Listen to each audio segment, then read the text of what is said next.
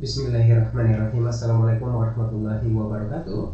Alhamdulillah wassalatu wassalamu ala rasulillah wa ala alihi wa sahbihi wa mawala. Ya, kami kembali lagi kami ucapkan selamat bergabung dan berpartisipasi dalam program acara Mutiara Ramadan di edisi 15 Maret 2024. Dan seperti biasa di sore hari ini bisa bergabung bersama Fadli untuk bertanya kepada Ustaz kita melalui chat ataupun SMS di nomor 0822 9999 6105. Dan alhamdulillah telah hadir di studio kita Ustaz kita, langsung kita disapa dulu. Assalamualaikum Ustaz. Waalaikumsalam warahmatullahi wabarakatuh. Iya, gimana kabar Ustaz di sore hari ini? Alhamdulillah sehat walafiat. Alhamdulillah. Jadi di sore hari ini kita mau bahas tentang apa nih Ustaz? Insyaallah kita akan bahas tentang keutamaan membaca dan menghafal Al-Quran. Iya, jadi kenapa tentunya tema kita di sore hari ini ya? Dan apa saja keutamaan membaca dan menghafal Al-Quran? Mari kita simak bersama kepada Ustaz, silakan. Assalamualaikum warahmatullahi wabarakatuh. Alhamdulillahi rabbil alamin. Alhamdulillahillazi unzila fihi al-Qur'an hudan lin-nasi wa bayyinatin minal huda wal furqan. Alhamdulillahillazi anzala ala 'abdihi al-kitaba wa lam yaj'al lahu iwaja. Asyhadu an la ilaha illallah wahdahu la syarika lah wa asyhadu anna Muhammadan abduhu wa rasuluh. Allahumma sholli wa sallim wa barik ala sayyidina Muhammad wa ala ali sayyidina Muhammad. Yang terhormat dan yang kami muliakan, kepada seluruh para pendengar kami di mana saja kita berada. Daun saga, daun jambu, walaupun dalam keadaan puasa, jangan bosan dan tetap semangat menuntut ilmu. Dan kepada pimpinan, karyawan dan karyawati penyiar radio Rau 105 FM Padang Sidempuan yang kita banggakan dan kita muliakan. Mari kita panjatkan syukur alhamdulillah kehadirat Allah Subhanahu wa taala yang telah memanjangkan umur kita sehingga kita sudah sampai pada 4 Ramadan 1445 Hijriah. Dengan dipanjangkan umur, marilah kita bersyukur. Dengan umur, mari kita berusaha semaksimal mungkin untuk menggunakan segala umur untuk melaksanakan dan meningkatkan ibadah dengan sebaik-baiknya, dan mudah-mudahan ibadah itu akan bisa kita laksanakan secara ikhlas untuk melaksanakan perintah dan ketaatan kepada Allah Subhanahu wa taala, dan dengan itulah kita mau menjalankan syariat, dan insya Allah kita dengan Allah yang Maha Kuasa akan terasa dekat. Salawat dan salam kepada junjungan Nabi kita besar Muhammad sallallahu alaihi wasallam yang telah diturunkan kepada beliau Al-Quranul Karim dan menyampaikannya kepada kita semua, sehingga dengan Al-Quran itu menjadi petunjuk kepada kita umat manusia dan penjelas dan pembeda mana yang baik dan mana yang tidak baik, mana yang hak dan mana yang batil. Dengan itulah kita dapat menggapai jalan yang lurus, jalan orang-orang yang diberikan Allah nikmat atas mereka, jalan mentaati Allah dan Rasulnya dengan sepenuh hati. Itulah jalan para nabi, para siddiqin, para syuhada, dan para solihin. Mudah-mudahan kita termasuk orang yang mengikuti dan menjalankan dan mengikuti jejak mereka, dan kita termasuk bagian daripada golongan mereka. Amin ya rabbal alamin. Saudaraku kaum muslimin dan kaum muslimat rahimakumullah, bulan Ramadan sering disebut dengan Sayyidul Suhul atau rajanya bulan. Bulan Ramadan itu ada beberapa gelar kehormatan yang dilakukan kepada bulan Ramadan. Bulan Ramadan terkenal dengan Syahrul Mubarak, bulan yang diberkahi. Bulan Ramadan terkenal dengan bulan Qiyam, bulan yang di dalamnya banyak kita melaksanakan sholat. Bulan Ramadan sering juga disebut dengan bulan ibadah, bulan yang selama di bulan itu kita banyak beribadah, baik ibadah mahdoh maupun ibadah ghairu mahdoh, habal minallah maupun habal minan nas. Dalam Ramadan itu juga sering disebut dengan Syahrul Ghufran, yaitu bulan penuh ampunan. Dan bulan Ramadan itu sering juga disebut dengan bulan Soprun, bulan penuh kesabaran. Dan bulan Ramadan itu juga sering disebut dengan bulan Jud, bulan memberi dan bulan berbagi dan bulan kedermawanan. Dan bulan Ramadan itu juga sering disebut dengan bulan tarbiyah, bulan pendidikan dan bulan pembinaan. Dan satu lagi, bulan Ramadan itu juga sering disebut dengan Syahrul Quran, bulannya Al-Quran. Karena di bulan Ramadan itu umat yang beriman, umat Islam berlomba-lomba di dalam kebaikan, berlomba-lomba membaca, mengkaji, memahami dan mengamalkan isi Al-Quran, menghafal Al-Quran. Dan dalam hadis riwayat Bukhari yang bersumber dari Ibnu Abbas radhiyallahu anhuma, beliau berkata, bulan Ramadan adalah bulan waktu rutinitas Nabi kita Muhammad SAW untuk bertadarus Al-Quran kepada malaikat Jibril. Karena Rasulullah SAW azawadan nas, Rasulullah SAW adalah manusia yang paling lembut. Wa kana azudu ma yakunu fi Ramadan, terutama pada bulan Ramadan. Hina yalqahu Jibril, ketika malaikat Jibril menemuinya. Wa kana yalqahu fi kulli lailatin min Ramadan, dan adalah Jibril menemuinya, mendatangi Nabi kita setiap malam di bulan Ramadan.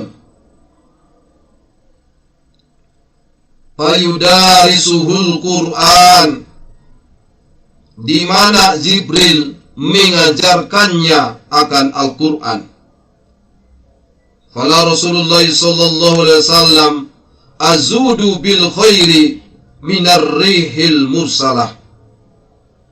Sungguh Rasulullah sallallahu alaihi wasallam paling lembut daripada angin yang berhembus. Menurut Ibnu Rajab Al-Hambali rahimahullah, ulama besar yang dalam bidang akidah bermazhab Asy'ariyah dan dalam bidang fikih bermazhab Hambali, menuturkan bahwa hadis ini menunjukkan kesunahan bertadarus Al-Quran pada malam bulan Ramadan secara berjamaah. Rasulullah sallallahu alaihi wasallam mensetor Al-Quran kepada malaikat Jibril pada malam hari Ramadan. Anna Jibril kana ya'ridu 'ala nabiyyi sallallahu alaihi wasallam Al-Quran kullu amin marrah. Dahulu Jibril mendatangi dan mengajarkan Al-Quran kepada Nabi Muhammad SAW setiap tahun sekali, yaitu pada bulan Ramadan. Fa'aridu alaihi marratain fil amil ladzi kubida fih. Pada tahun wafatnya Rasulullah SAW, Jibril mendatanginya sebanyak 2 kali untuk mengukuhkannya dan memantapkan bacaan dan hafalan Al-Qur'annya. Ini dapat kita ketahui dalam hadis riwayat Bukhari.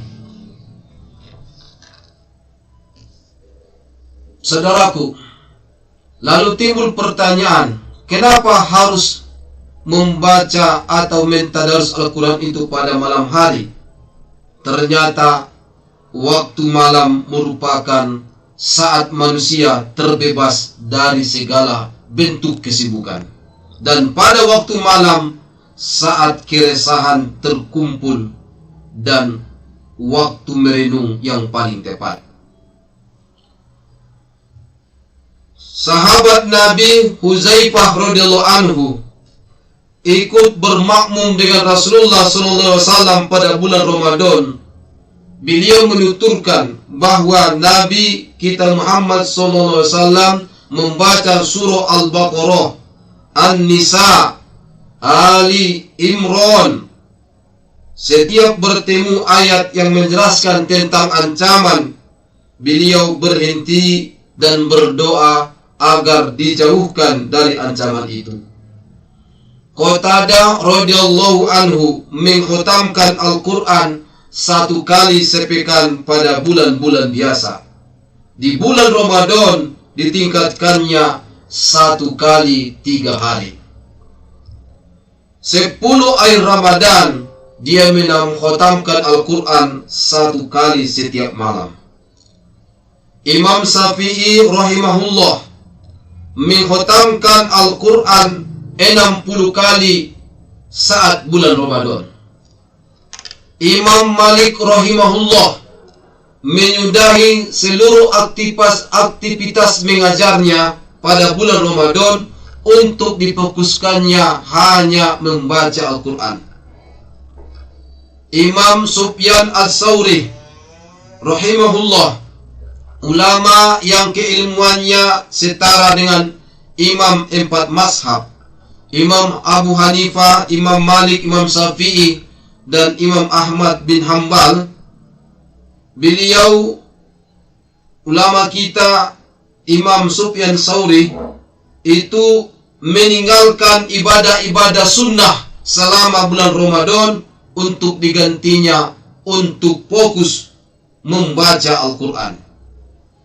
Zubaid bin Haris Al-Yami rahimahullah, ulama ahli hadis dari kalangan tabi'in, ketika memasuki bulan Ramadan akan mengumpulkan banyak Al-Quran guna dibaca bersama murid-muridnya.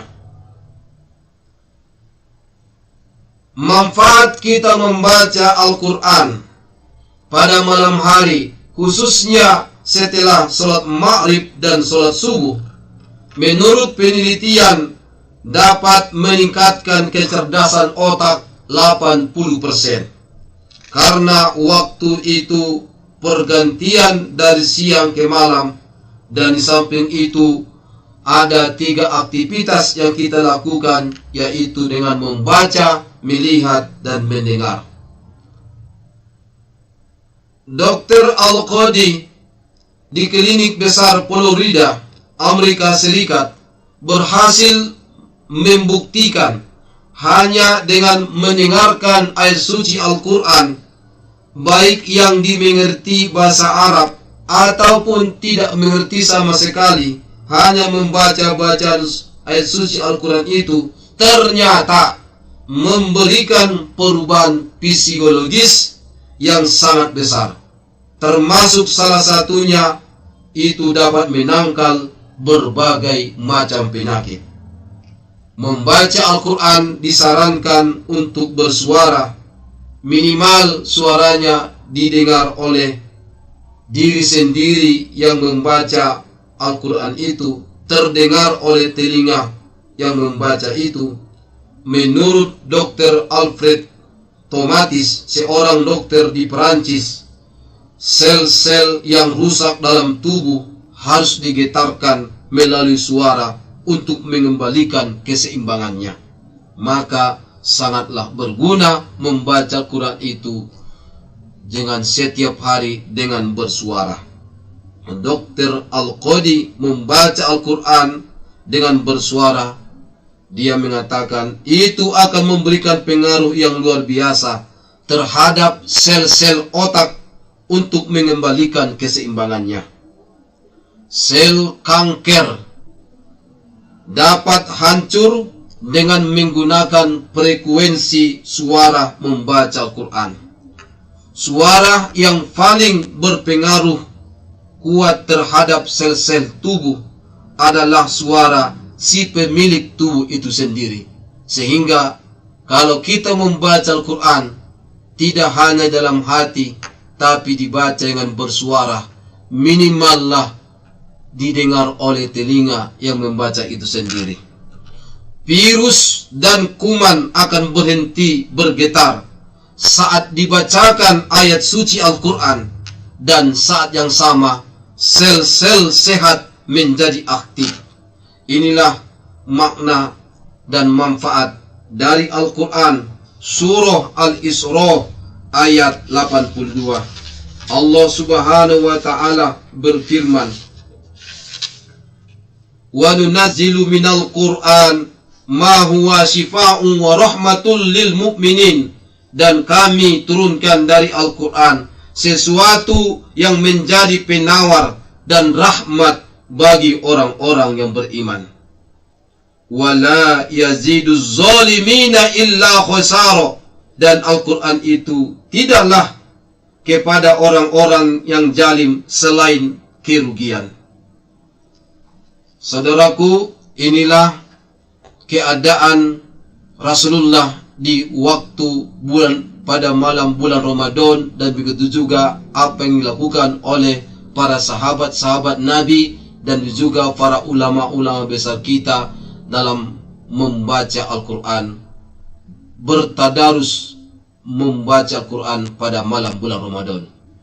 Dan begitu juga apa yang dilakukan oleh para ahli, terutama ahli di bidang kesehatan, dalam rangka mengobati pasiennya dengan menggunakan Al-Quran dan menyuruh mereka membaca Al-Quran dengan bersuara, dan segala dampak dan efeknya sangat bermanfaat kepada pembacanya.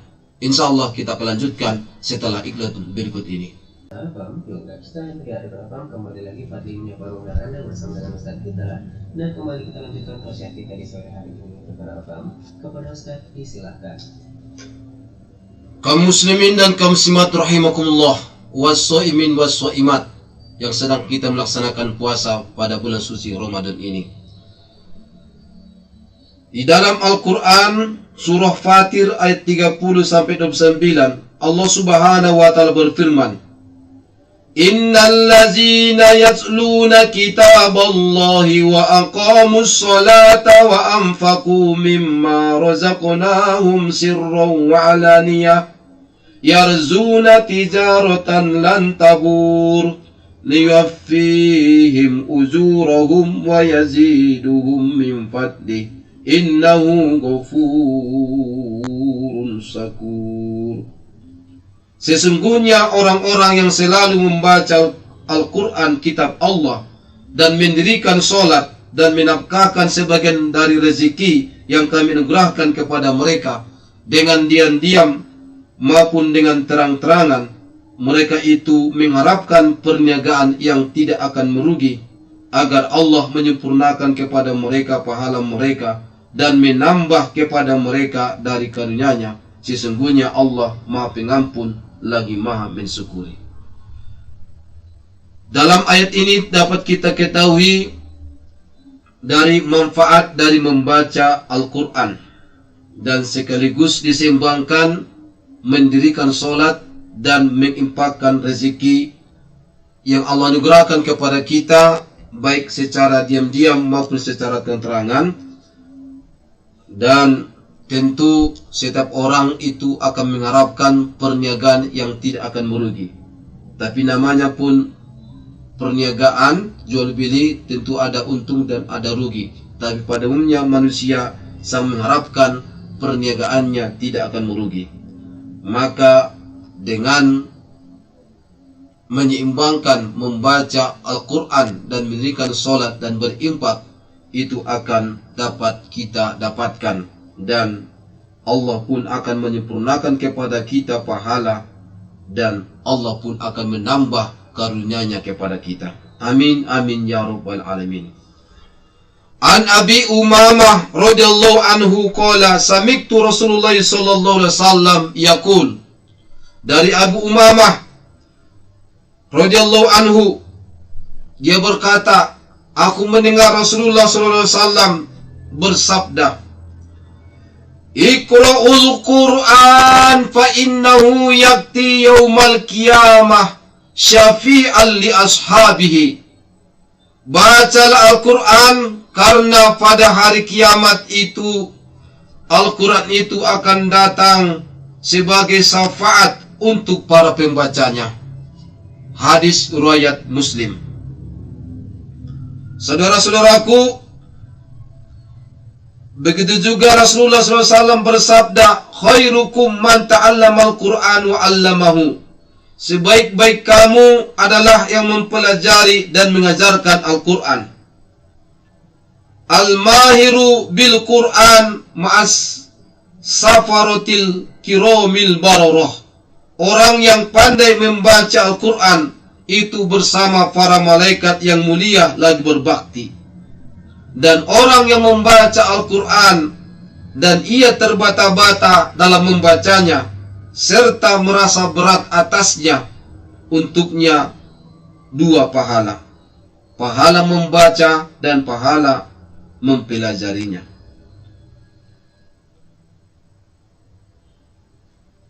Dalam hadis riwayat Bukhari dan Muslim muttafaqun alaih dari Abu Musa al-As'ari radhiyallahu anhu berkata, Rasulullah SAW bersabda, perumpamaan orang mukmin yang membaca Al-Quran itu seperti buah utrujah, baunya harum dan rasanya enak. Perumpamaan seorang mukmin yang tidak membaca Al-Quran itu seperti kurma, tidak berbau tapi manis rasanya. Perumpamaan orang munafik yang membaca Al-Quran itu seperti raihanah, baunya harum tapi pahit rasanya. Dan perumpamaan orang munafik yang tidak membaca Al-Quran itu seperti hanzolah, tidak berbau dan pahit rasanya.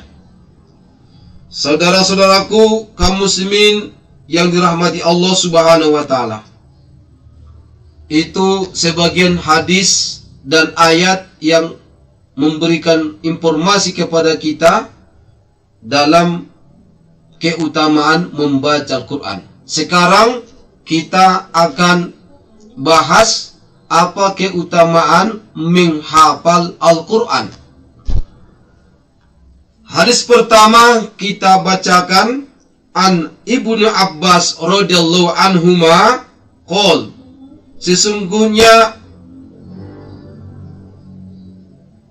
qala Rasulullah sallallahu alaihi wasallam, innal ladzi laisa fi zawfihi syai'un minal Qur'an kal baitil kharib.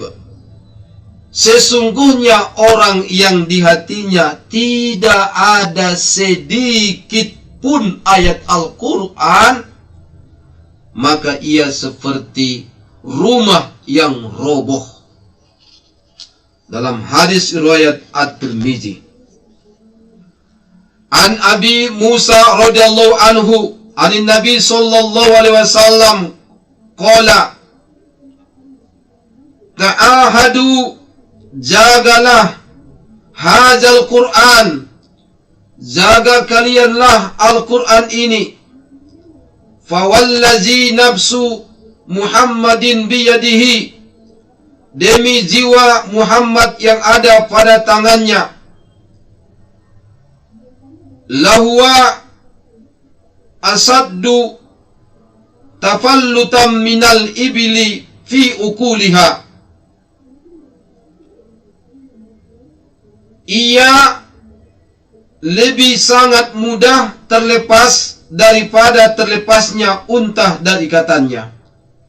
Al-Quran itu lebih mudah terlepas daripada terlepasnya unta dari ikatannya. Hadis riwayat muttafaqun alaih Bukhari dan Muslim. Hadis ini menganjurkan kepada kita untuk mengulang-ulangi membaca dan mengulang-ulangi hafalan Al-Quran kita, karena Al-Quran itu sangat mudah lepas dari diri orang yang membaca dan menghafalnya, seperti mudahnya lepasnya ikatan unta dari ikatannya.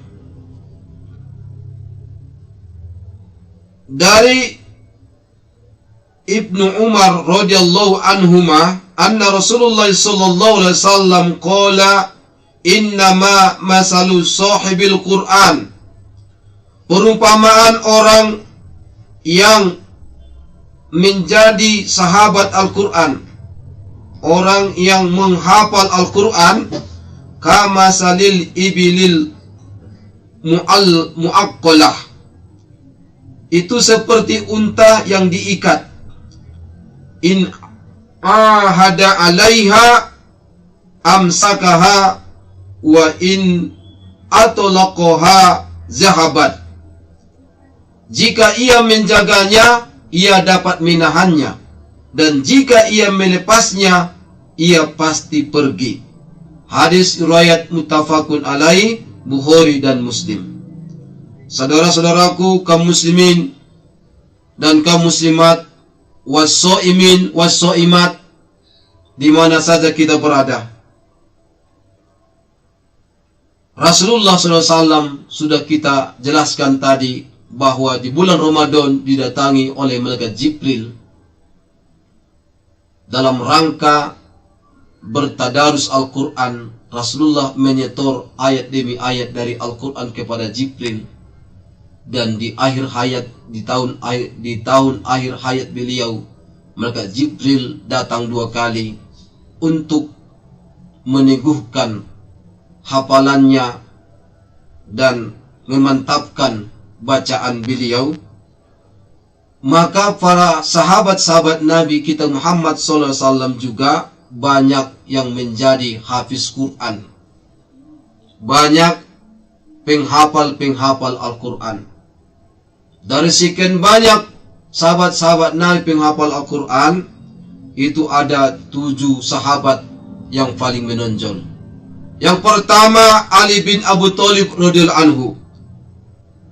Abu Abdurrahman As-Sulmi berkata, aku tidak pernah melihat seseorang yang lebih pandai dalam Al-Quran daripada Ali bin Abu Thalib radhiyallahu anhu.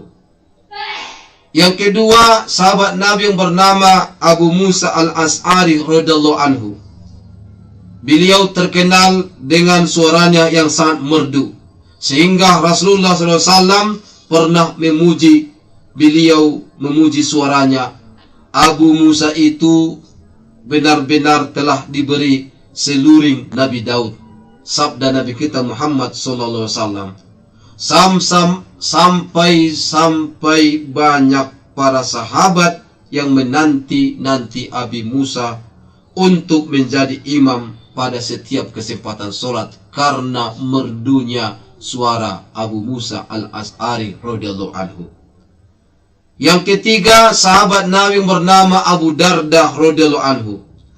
Dia adalah seorang hafiz yang bijaksana.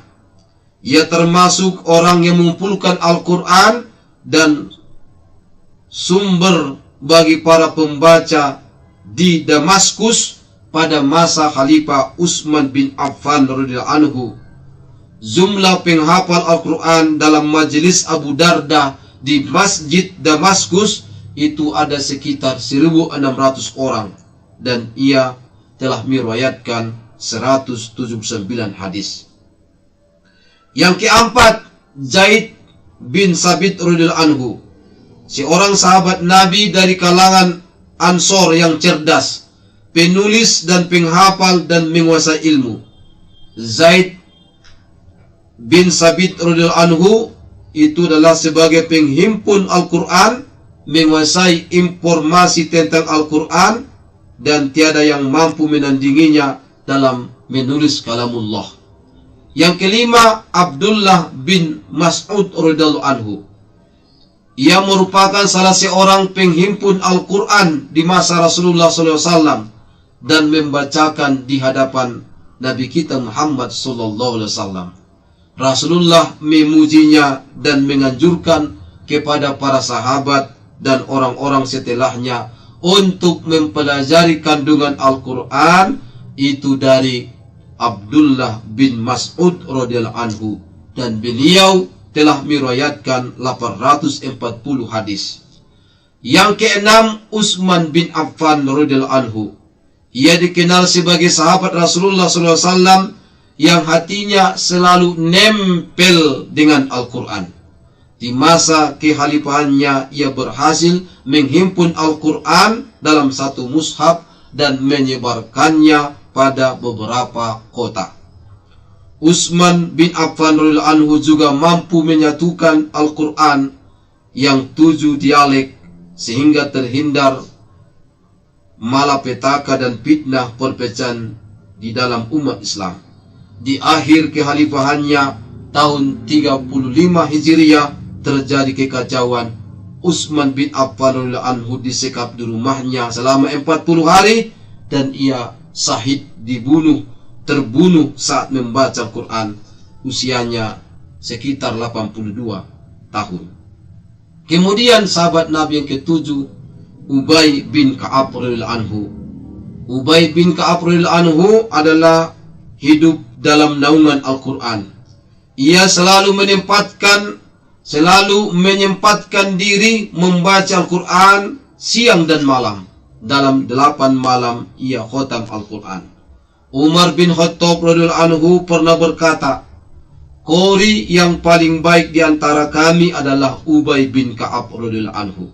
Barang siapa yang hendak menanyakan tentang Al-Quran, datanglah kepada Ubay bin Ka'ab radhiyallahu anhu." Ubay bin Ka'ab radhiyallahu anhu bersama Zaid bin Sabit radhiyallahu anhu, sekretaris Rasulullah dan penulis wahyu, dan menulis banyak surat. Inilah saudara-saudaraku, para sahabat yang paling unggul dalam hal menghafal Al-Quran.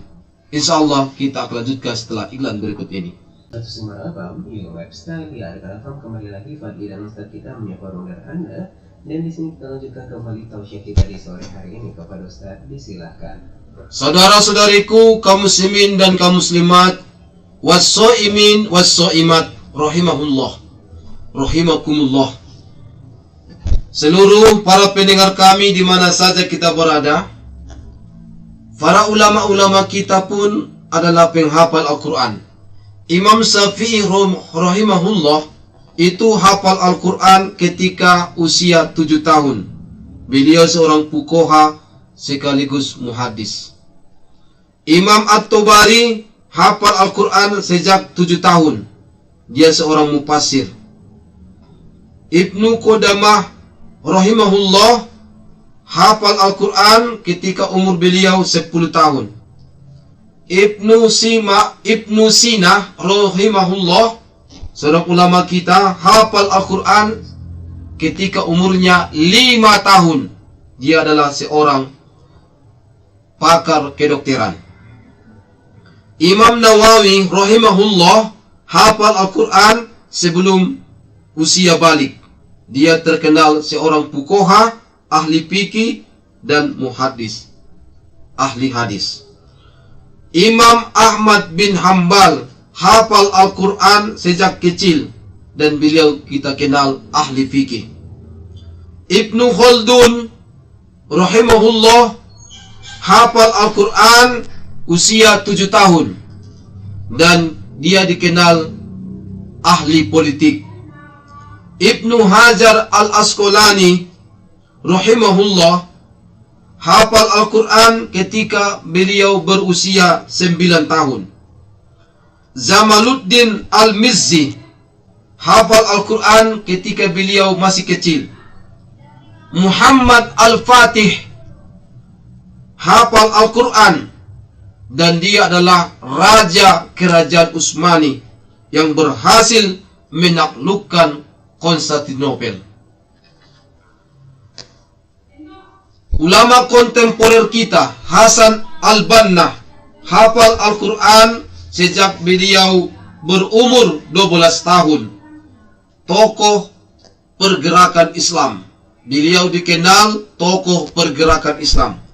Kemudian Sayyid Qutb hafal Al-Quran sejak 10 tahun dan beliau dikenal dengan ahli tafsir dengan tafsirnya Fi Zilalil Quran.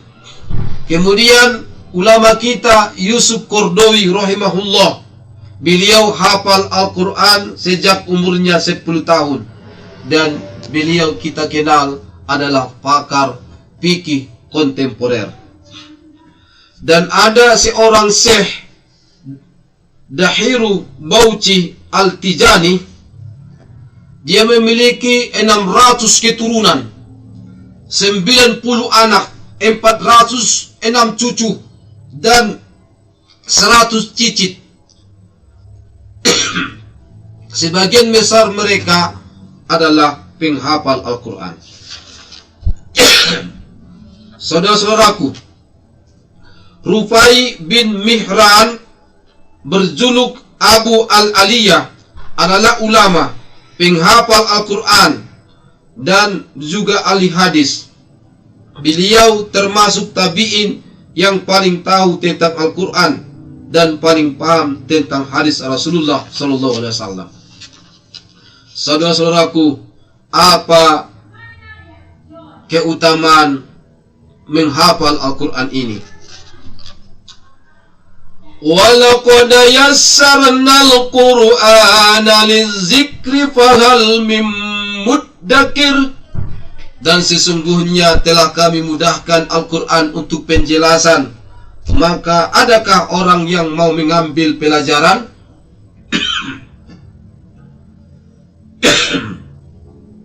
Inna alaina jam'ahu wa qur'anah.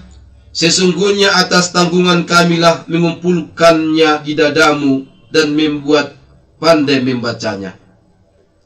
Fa iza qara'nahu fattabi' qur'anah. Apabila kami telah selesai membacakannya, maka ikutilah bacanya itu. Summa inna alaina bayanah. Kemudian sesungguhnya atas tanggungan kamilah penjelasannya. Al-Quran surah Al-Qiyamah ayat 16 sampai ayat 19. Inna nahnu nazzalna zikri wa inna lahu lahafizun. Sesungguhnya kamilah yang menurunkan Al-Quran dan sesungguhnya kami benar-benar memeliharanya. Saudara-saudaraku kaum muslimin rahimakumullah, apa manfaat dan guna kita menghafal Al-Quran? Yang pertama adalah orang yang hafiz Quran itu lebih diutamakan sebagai imam dalam sholat daripada yang lainnya. Dalam hadis diterangkan yang menjadi imam suatu kaum adalah yang paling banyak hafalan kitab Allah. Kalau dalam bacaan hafalan itu sama, maka yang lebih mengetahui sunnah. Kalau dalam sunnah sama, maka yang paling dahulu hijrah. Kalau dalam hijrahnya pun sama, maka yang paling dahulu masuk Islam. Dan jangan seseorang menjadi imam atas saudaranya dalam kekuasaannya, dan jangan duduk di tempat duduk khusus di rumahnya kecuali atas seizinnya. Ini ada dalam hadis riwayat Muslim. Dari Abdullah bin Umar radhiyallahu anhuma berkata, ketika generasi pertama dari kalangan orang-orang muhajirin di tempat Kuba sebelum kedatangan Rasulullah SAW yang menjadi imam mereka adalah Salim, budak Abu Huzaifah, karena Salim itu banyak hafalan Al-Qur'annya. Ada dalam hadis riwayat Bukhari. Saudaraku, yang kedua, ketika meninggal dunia, yang hafiz Quran lebih utama dikuburkan lebih dahulu daripada yang lainnya. Ini ada dalam hadis Jabir bin Abdullah radhiyallahu anhu. Dia berkata, dahulu Nabi kita Muhammad SAW mengumpulkan 2 orang yang wafat pada perang Uhud dalam satu baju. Kemudian beliau bersabda, siapa di antara mereka yang paling banyak mengambil Al-Quran? Ketika ditunjuk salah satunya, maka beliau dahulukan ke dalam liang lahat. Seraya bersabda, saya menjadi saksi untuk mereka di hari kiamat. Dan beliau memerintahkan untuk menguburkan dengan darahnya tanpa dimandikan dan tanpa disolati. Ini adalah hadis riwayat Bukhari. Kemudian, orang yang habis Quran itu lebih diutamakan dalam kepemimpinan kalau dia mampu mengembannya. Dari Amir bin Awailah, sesungguhnya Nafiq bin Abdullah Haris bertemu dengan Umar di Aspan, di mana dahulu Umar radhiyallahu anhu telah mengangkatnya di Mekkah. Maka beliau mengatakan, siapa yang Anda angkat untuk penduduk wadi, penduduk Mekkah? Maka dia menjawab, Ibnu Abjah. Umar bertanya, siapa Ibnu Abjah? Di antara budak-budak kami. Dijawab, apakah Anda angkat untuk mereka seorang budak? Dijawab beliau, pembaca penghafal kitab Allah Subhanahu wa Ta'ala, dan beliau pandai dalam bidang kitab faraid, ilmu warisan. Maka Umar mengatakan, maka sesungguhnya Nabi kamu semua, Nabi kita Muhammad SAW pernah bersabda, Innallaha yarfa'u bihajal kitab aqwamah wa yad'u bihi akhirin. Sesungguhnya Allah mengangkat dan merendahkan kaum yang lainnya dengan kitab suci Al-Quran ini. Ada dalam hadis riwayat Muslim. Yang menjadi imam satu kaum adalah yang paling banyak hafalannya tentang Al-Quran. Dari Abu Hurairah radhiyallahu anhu, ia berkata, telah mengutus Rasulullah SAW sebuah delegasi yang banyak jumlahnya. Kemudian Rasulullah mengetes hafalan mereka. Kemudian satu persatu disuruh membaca apa yang sudah dihafal. Maka sampailah pada sahabat yang paling muda usianya. Beliau bertanya, surah apakah yang kau hafal? Lalu ia menjawab, aku hafal surah ini, dan surah Al-Baqarah. Benarkah kamu hafal surah Al-Baqarah? Tanya Nabi. Sahabat itu menjawab, benar ya Rasulullah. Nabi bersabda, berangkatlah kamu dan kamulah pemimpin delegasi. Ini adalah hadis riwayat At-Tirmidzi dan An-Nasai. Kemudian, bagaimana kedudukan penghafal Al-Quran?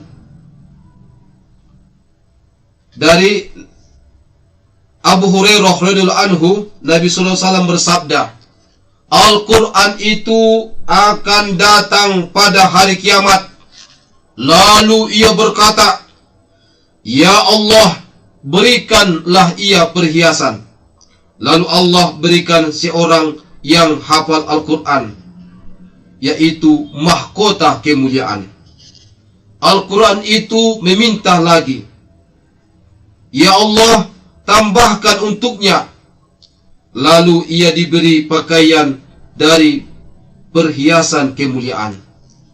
Kemudian Al-Quran itu meminta lagi, ya Allah, ridhoilah ia. Allah pun meridhoinya. Lalu dikatakan kepada yang habis Quran, bacalah dan naiklah, akan ditambahkan untukmu pahala dari setiap ayat yang kamu baca. Ini ada dalam hadis riwayat At-Tirmidzi. Dari Buraidah Al-Aslami radhiyallahu anhu, ia berkata bahwasanya ia mendengar Rasulullah SAW bersabda, pada hari kiamat nanti Al-Quran akan datang menemui penghafalnya. Ketika penghafal itu keluar dari kuburnya, Al-Quran akan berwujud seseorang dan ia bertanya kepada penghafalnya, apakah Anda mengenalku? Penghafal tadi menjawab, saya tidak mengenalmu. Al-Quran berkata, saya adalah kawanmu. Al-Quran yang membuatmu kehausan di tengah hari yang panas dan membuatmu tidak tidur pada malam hari. Sesungguhnya setiap pedagang akan mendapat keuntungan dari belakang dagangannya, dan kamu hari ini di belakang semua dagangan. Maka penghafal Al-Quran tadi diberi kekuasaan di tangan kanannya dan diberi kekuatan di tangan kirinya, serta di atas kepalanya dipasang mahkota perkasa. Sedang kedua orang tuanya, para penghafal Quran itu, diberi dua pakaian. Pakaian yang baru lagi bagus, yang harganya tidak dapat dibayar oleh penghuni dunia keseluruhannya. Kedua orang tuanya, para penghafal Al-Quran itu, lalu bertanya, kenapa kami diberi pakaian yang begini bagus? Kemudian dia menjawab, karena anakmu mengambil Al-Quran, karena anakmu menghafal Al-Quran. Kemudian kepada penghafal Al-Quran tadi diperintahkan, bacalah dan naiklah ke tingkat-tingkat surga dan kamar-kamarnya. Maka ia pun naik selagi ia tetap membaca, baik bacaan itu cepat atau dibacanya secara tartil, secara berlahan. Saudaraku, dalam hadis dari Abdullah ibnu Umar ibnu As radhiyallahu anhuma, anin Nabi sallallahu alaihi wasallam, bahwa Nabi kita Muhammad sallallahu alaihi wasallam bersabda, dikatakan kepada ahli Al-Quran, bacalah, naiklah dan tartilkanlah membaca dengan perlahan, sebagaimana engkau telah menartilkannya di dunia, karena kedudukanmu ada pada akhir ayat yang engkau baca. Ini adalah hadis riwayat Abu Daud dan At-Tirmidzi. Saudaraku kaum muslimin rahimakumullah, 1000 orang yang diwisuda sebagai hafiz Quran setiap bulannya, 1000 orang yang mengikuti musabaqah hifzul Quran setiap tahunnya dalam berbagai event, kegiatan dan perlombaan, dan setiap hari berjuta orang membaca dan menghafal Al-Quran, mulai dari anak usia dini hingga lansia lanjut usia. Terlebih di zaman kita, zaman sekarang ini, di mana kita lihat tumbuh dan berkembang rumah-rumah Al-Quran, madrasah-madrasah, pondok-pondok pesantren, sekolah umum, yaitu mempunyai program unggulan mencetak hafiz Quran. Dan bahkan dari organisasi keagamaan yang ada, itu sudah menjamur, yang banyak menghafal Al-Quran itu menjamur ada di mana-mana. Oleh karena itu, kepada seluruh pendengar kami di mana saja kita berada, marilah kita membaca Al-Quran dan berusaha untuk menghafalnya. Insya Allah, Allah akan mudahkan, dan insya Allah dengan Al-Quran itulah kita diangkat derajatnya di dunia dan di akhirat. Dan tidak hanya berlaku untuk kita, tapi juga berlaku dengan kedua orang tua kita dan orang-orang yang ada di sekitar kita, sehingga Al-Quran itu menjadi rahmatan lil alamin. Inilah saudara-saudaraku yang dapat kami sampaikan. Mudah-mudahan setelah kami sampaikan ini, mudah-mudahan kita semua para pendengar Rawi FM di mana saja berada, mudah-mudahan termotivasi untuk membaca, mengkaji, menghafal, memahami, dan mengamalkan isi Al-Quran. Mudah-mudahan kita akan menjadi manusia yang selalu dijaga dan dilindungi Al-Quran, dan kita pun akan menjadi masyarakat yang maju dan sejahtera lahir dan batin. Dan itu tandanya kita adalah manusia yang beriman. Manusia yang beriman adalah orang yang rajin membaca Al-Quran setiap saat, siang dan malam, dan setiap tempat dimanapun dia berada, dan dia akan berusaha untuk selalu bersama Al-Quran, sehingga Al-Quran juga akan bersamanya di dunia, di alam kubur, apalagi nanti dalam akhirat menjadi syafaat kepadanya. Mudah-mudahan kita termasuk ada di dalamnya. Amin, amin, ya Rabbal Alamin. Subhanakallahumma bihamdik, asyhadu an la ilaha illa anta, astaghfiruka wa atubu ilaik. Wallahu muwaffiq ila aqwamit thoriq. Billahi taufiq wal hidayah. Assalamualaikum warahmatullahi wabarakatuh. Waalaikumsalam warahmatullahi wabarakatuh. Ya, Abang, demikian tausiah kita dalam acara Mutiara Ramadan kali ini, ya Abang, ya. Semoga apa yang sudah disampaikan Ustaz kita bisa kita amalkan dalam kehidupan sehari-hari, ya Abang. Dan diusahakan supaya ini ya, tamat Al-Qurannya ya Ustaz ya, 1 bulan ini ya, setidaknya tak terkejar dengan sahabat-sahabat. Minimal lah 1 kali. Minimalnya 1 kali ini ya. Kota biar Abang ya. Kalaupun tidak khotam, yang penting usahakan kita setiap saat, walaupun hanya one day one ayat, 1 hari 1 ayat. Kalau bisa one day one juz, 1 hari 1 juz. Iya. Udah khotam ya Ustaz. Iya. Kalau tak bisa 1 hari 1 A. Kalau bisa lagi 1 hari 1 ain. Jadi mungkin kita untuk menyaingi sahabat-sahabat Nabi agak susah ya. Agak sulit, tapi setidaknya kita jangan menjadi orang yang merugi sama sekali, tidak ada ya Ustaz ya. Iya. Iya, dan Abang, demikiannya tausiah kita di sore hari ini, dan mudah-mudahan bisa menjadi pelajaran untuk kita ke depannya. Dan pasti tidak lupa juga mohon maaf apabila ada kesalahan kata baik yang disengaja maupun yang tidak sengaja agar Abang. Akhir kata dan Fadli, wassalamualaikum warahmatullahi wabarakatuh. Waalaikumsalam warahmatullahi wabarakatuh.